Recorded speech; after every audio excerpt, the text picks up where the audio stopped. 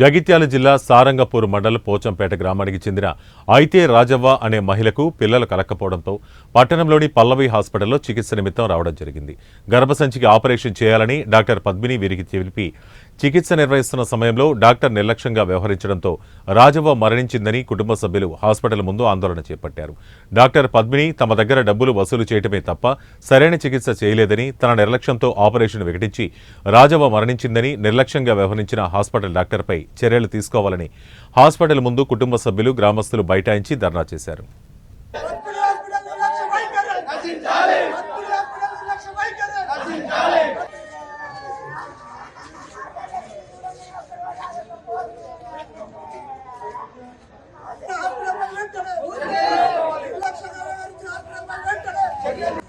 సారంగపూర్ మండలం పోచంపేట గ్రామానికి సంబంధించినటువంటి అయితే గంగాధర్ భార్య అయితే రాజవ్వ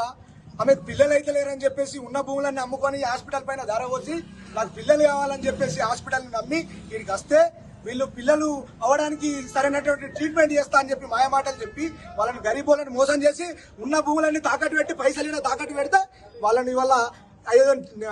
వాళ్ళకు ట్రీట్మెంట్ చేస్తున్నా అని చెప్పి దాని పేరిట